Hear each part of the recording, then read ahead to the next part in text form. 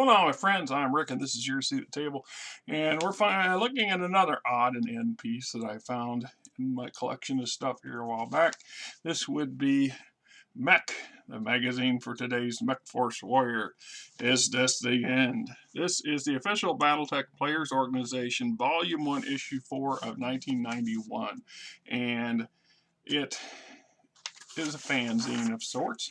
Talks about friendly fire, a letter from the president, things that they're hoping to do with the magazine. We have front and center, mech features and fiction, a continuing story, the Lone Shark saga.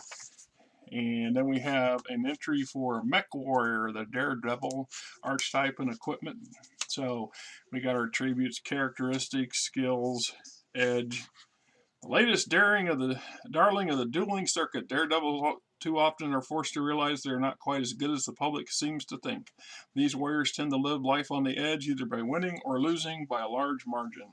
As a player character, the daredevil is the type of person every experienced gladiator watches. Veterans know these individuals are most likely to snatch victory from the jaws of defeat with a combination of guts and luck, etc. And then we have another mech entry, which would be the THG-11EE Thuggy, an 80-ton mech created by the Earthworks plant. It's basically, let's see what we got. We have an 80-ton jump-capable mech. It's sporting 18 double heat sinks, and 15.5 tons of armor, which is quite respectable.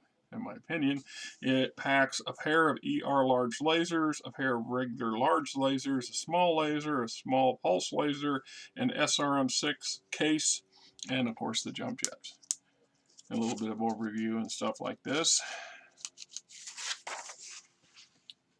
Battle report. This would be updated point systems for those people that were part of the club.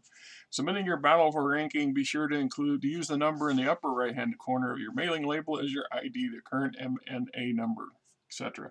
I don't remember that I don't think I was getting enough points to get on their list. I'm pretty damn sure I didn't make the list. I didn't see my name when I looked through it. And see, we got a test situation, Sibco Training Grounds, Gilbert. So a scenario for you. The potential Christmas wish list for 91. We have a number of different things coming out. Battle Troops, Mech Warrior 2, Technical Readout 2750. These are already out. Solaris 7. More Tales of the Black Widow. Wolf's Clan Sourcebook. Ronda's Irregulars. Battletech Novels, Lost Destiny, Way of the Clans, Blood Named. Got them all, read them all, etc. And when you could order your t-shirts. And we have the official Officers Club, and basically these are clubs that were in the listed that year. We have Mechforce United Kingdom, of course, in the United Kingdom, Fallen Angels in Canada, and the Warriors of the Civil Cross also in Canada, and then various states, including Puerto Rico, Iowa. Ironically, the only two clubs. My buddy and I didn't really qualify as a club. There was just two of them, and they were out on Council Bluffs. They're out there on the west coast of the state. I don't see any other than UK and Canada. I don't see any other foreign countries foreign to America. Surprise inspection. Their opinions on the record sheets, Volume 4, Assault Mechs. I have all those record sheet books. They're stacked up over here in the corner.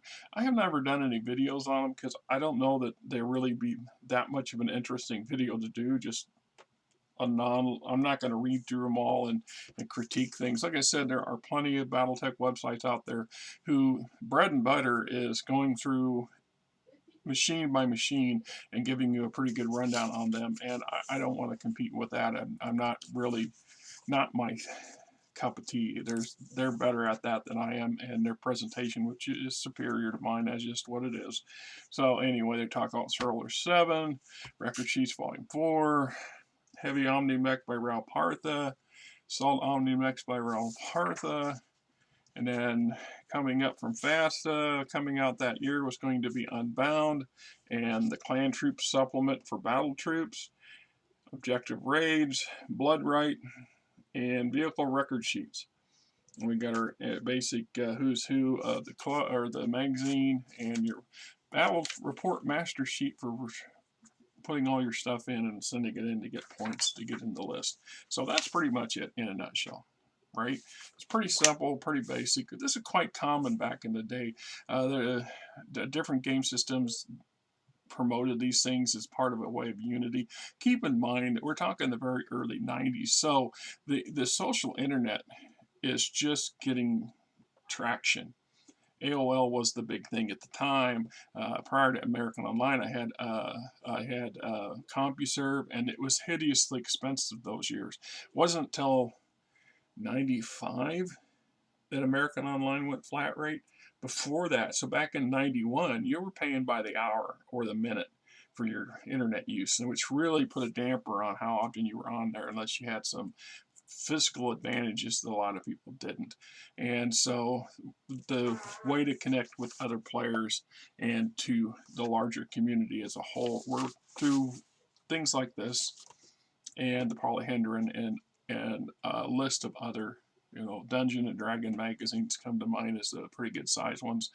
Most people seem to remember if they were into D&D of any sort. They've at least seen one or heard about it, etc. Anyway, this is Rick, and you guys have yourself a great weekend.